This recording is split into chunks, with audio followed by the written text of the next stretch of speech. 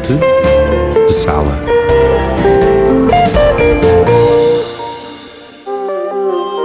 Olá, sejam bem-vindos ao Frente de Sala. Neste episódio recebemos Manuel de Freitas, nome incontornável da poesia portuguesa feita neste século. Agitador prolífico de poética singular, reuniu todos os seus livros de poemas numa antologia de 3 volumes que vamos aqui visitar. No final, deixamos as nossas habituais sugestões para os próximos dias. Eu sou a Susana Araújo e este é o podcast da Agenda Cultural de Lisboa.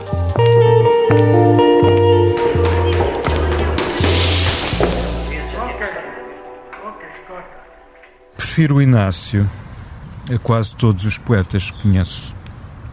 Não sei se morreu ou se já não vive, pois foi proibido de beber e de fumar.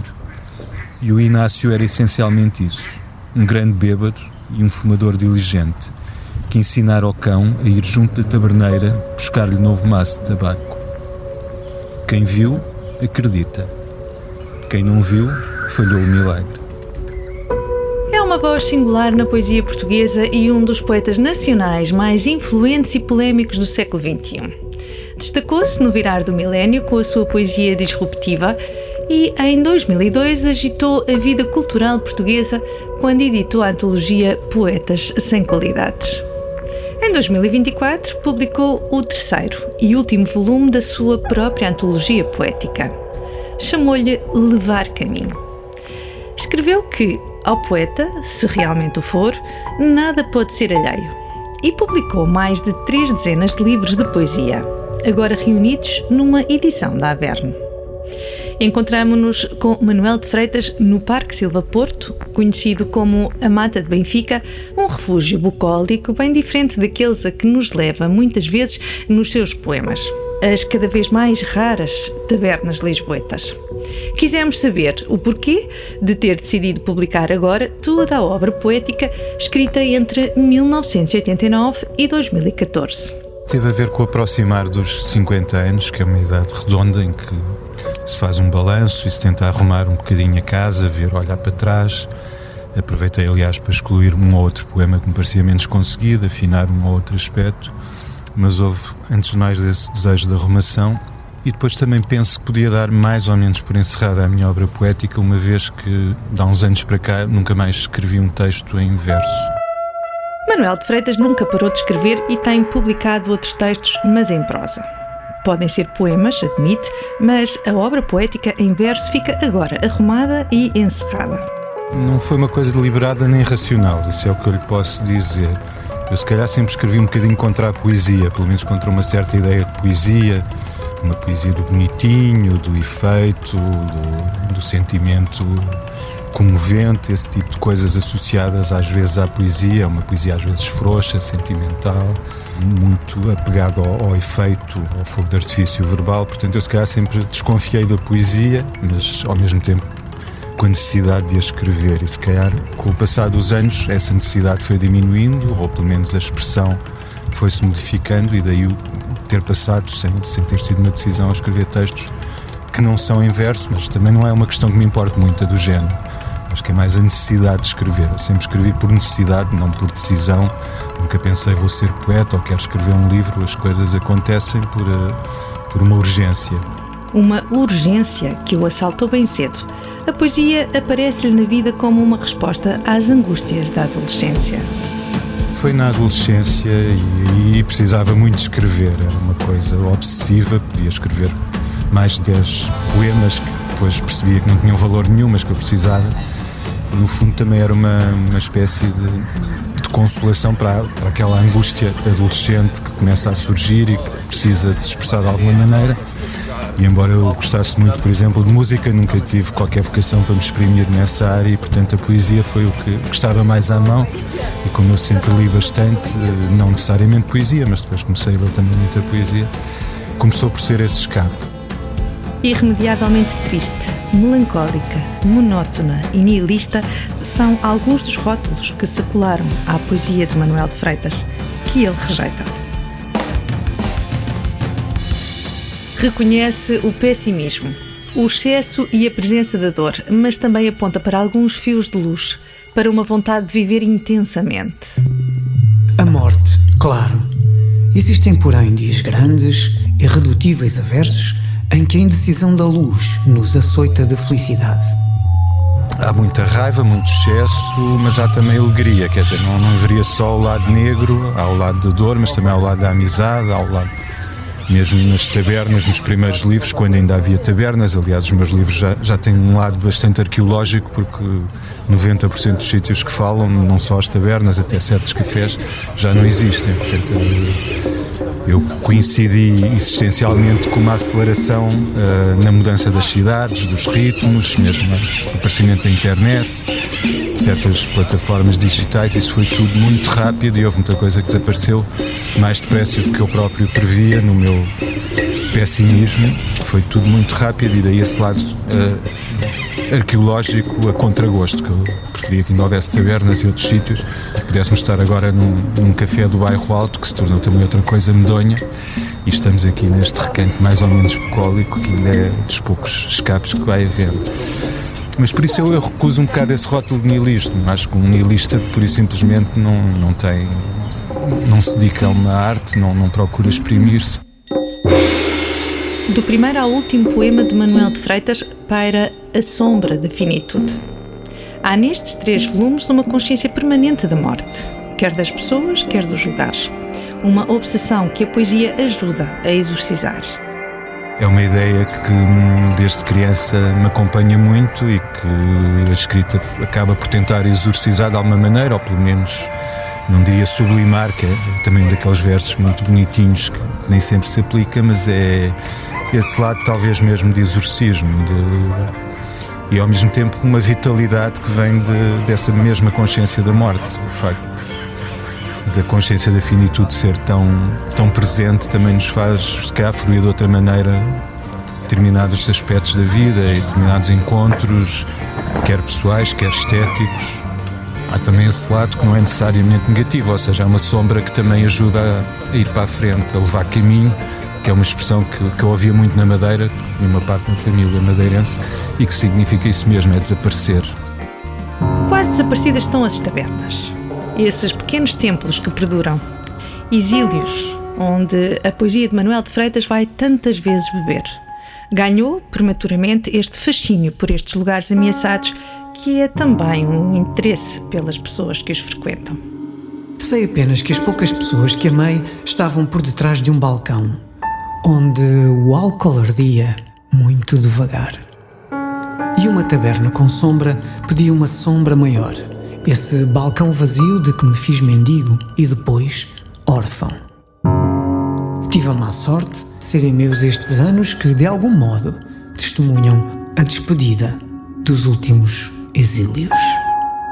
Sim, não é um fascínio puramente alcoólico ou puramente hedonista, no sentido de gostar de beber uma cerveja ou um copo de vinho, porque é uma coisa que vem desde a infância. Eram sítios que, pela sombra, pela disposição dos tonéis, pelas mesas de mármore, sempre me fascinaram. Eu comecei a ir a tabernas em criança para beber uma laranjada, porque eram sítios que me fascinavam pelo silêncio. A maior parte delas não tinham televisão, na altura também a televisão não estava tão difundida, mas mesmo assim eram sítios onde o silêncio era possível, onde se viam pessoas diferentes, onde as pessoas diziam boa tarde umas às outras, havia uma espécie de comunidade. Claro que uma criança ali era vista com alguma estranheza, mas eu próprio como adolescente e já a beber bastante também era visto com estranheza. Mas eu, no entanto, sentia-me familiar nesses sítios e de repente já só havia velhotes, já não serviam almoços, determinadas tabernas, foi assim uma decadência relativamente célere, mas que eu procurei acompanhar mesmo nessa fase decadente, até fecharem, pronto, quer em Lisboa, quer em Santarém. Numa cidade chamada Lisboa, que já não existe, foi esta a taberna de que sempre gostei mais. Manuel de Freitas nasceu em 1972 no Vale de Santarém e vive em Lisboa desde 1990. Mais ou menos à altura em que acabava de escrever o seu primeiro livro de poemas intitulado Todos Contentes e Eu Também, que ainda teria de esperar 11 anos até ser publicado. Dessa história falaremos mais à frente. Agora tentamos saber da importância da música na obra do autor e percebemos que é tanta que até o levou a dedicar livros e poemas a vários artistas. E é muito mais importante para mim do que a literatura. Eu posso estar muito tempo sem ler, sem ouvir música, não consigo estar um dia. Portanto, é uma ligação muito mais física, muito mais visceral do que a que tenho com a literatura, embora desde cedo me tenha interessado pela literatura. A música é aquela coisa sem a qual eu não conseguia viver, é muito difícil imaginar, porque também é uma forma de diálogo, e há concertos que me emocionaram de tal modo que eu tive que os resolver de algum modo em verso ou num texto em que desse conta daquilo que fiquei a dever. No fundo também é um gesto de agradecimento a este ou àquele músico. Isso é uma necessidade que eu tenho, tal como quando conheço alguém ou quando há uma paixão com a música. É esse tipo de relação muito impetuosa e muito inadiável que, de uma forma ou de outra, acabei por ter que resolver na escrita, até com livros mais ou menos temáticos dedicados ao Tom Waits, ao Bach. A Tom Waits dedicou um livro inteiro, O Coração de Sábado à Noite. Mas há versos escritos em homenagem a artistas tão diversos como Aldina Duarte, Carlos Paredes, Joy Division, Leonard Cohen ou Jordi Savall.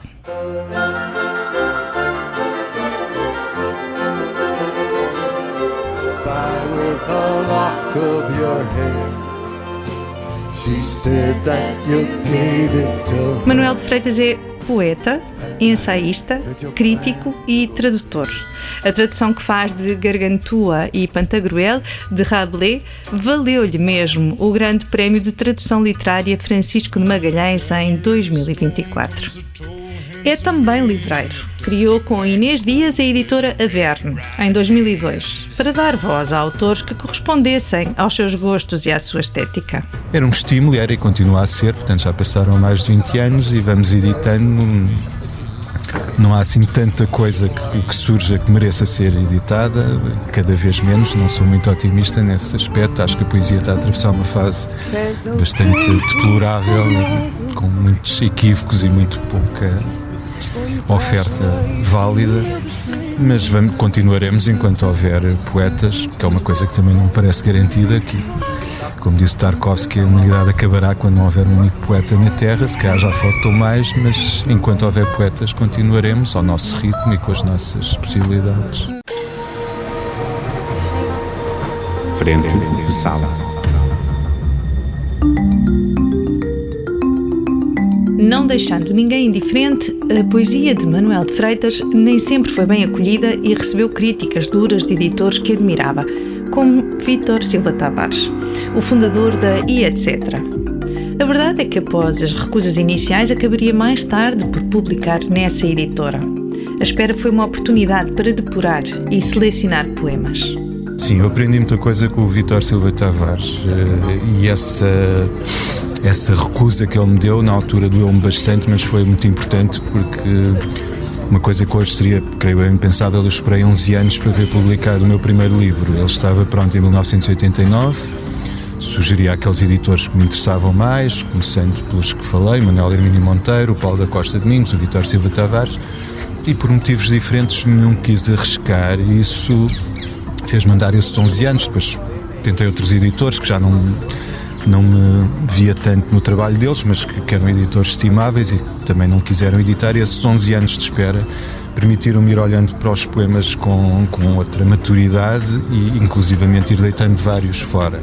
E, embora o meu primeiro livro tenha as fragilidades quase inevitáveis de um primeiro livro, tive tempo para lapidar um bocadinho, para tirar algumas coisas que realmente ainda eram muito adolescentes, muito incipientes, e isso para mim foi bom.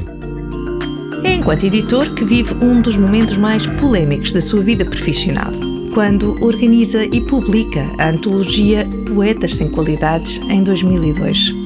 Foi o primeiro título do catálogo da Averno e reúne poemas de autores contemporâneos pouco conhecidos ou reconhecidos pelo público e pela crítica, como Ana Paula Inácio, José Miguel Silva ou Rui Pires Cabral. A um tempo sem qualidades, como aquele em que vivemos, seria no mínimo legítimo exigir poetas sem qualidades. São estas as primeiras linhas do prefácio de Manuel de Freitas nesta antologia irónica que foi lida de forma demasiado literal, defende. Afinal, entre aqueles poetas encontram-se alguns dos melhores da sua geração. Tenho um texto um bocadinho indisposto em que atiro a exemplos, não é um ataque pessoal, mas a exemplos da tal poesia institucional depois foram consolidando com o passar das décadas, o caso do Nuno Judice, Manel Alegre, e sobretudo o Nuno Judice, que me servia um pouco como paradigma de uma poesia autocomplacente e com pouco vigor e que não era todo o que me interessava na altura, daí ter escolhido poetas bastante diferentes para essa antologia irónica dos poetas sem qualidades.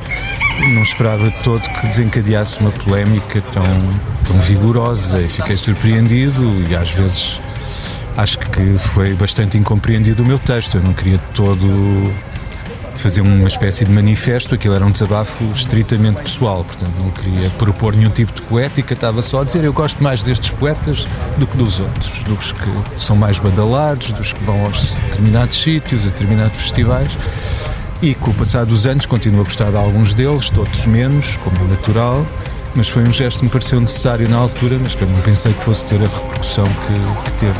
Necessário no início do século e necessário nos dias de hoje.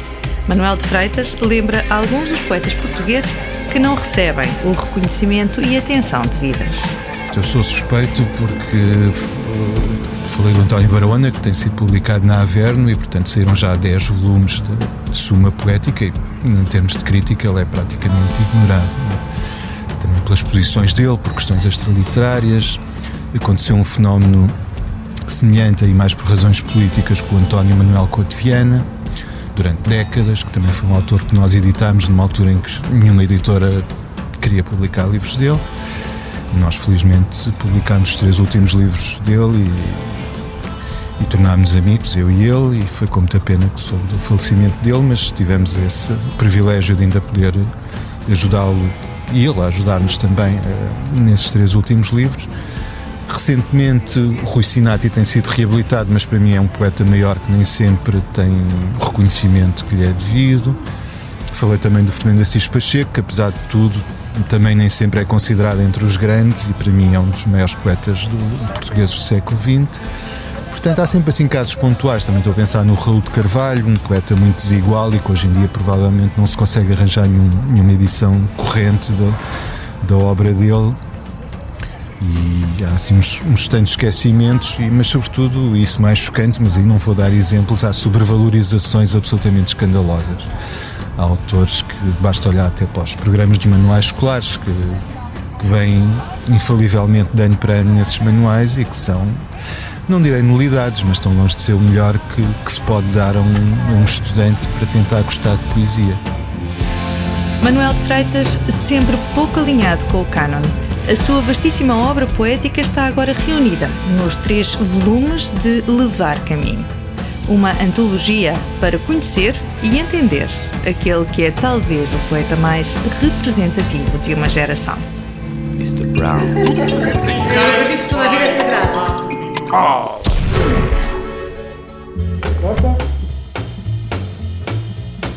Até ao dia 17 de fevereiro, o Cinema Animas exibe em cópias restauradas os filmes de David Lynch distribuídos pela Nitrato Filmes. O Homem-Elefante, Uma História Simples, Mulholland Drive, Inland Empire, Veludo Azul e Coração Selvagem. Uma oportunidade para rever a obra de um dos maiores realizadores da história do cinema nos últimos 50 anos. What are you doing? Get out of the car. Sailor in a brain. 5 séculos depois da sua primeira apresentação, o Teatro Variedades prepara-se para apresentar a versão de Pedro Penin de A Farsa de Inês Pereira. A peça de teatro escrita por Gil Vicente. Para ver de 12 de fevereiro a 2 de março com a interpretação de Ana Tang, Bernardo de Lacerda, Stella, Hugo van der Dink, Juno João, Rita Blanco e Vítor Silva Costa. Porque a pobreza ordena. Trabalhar.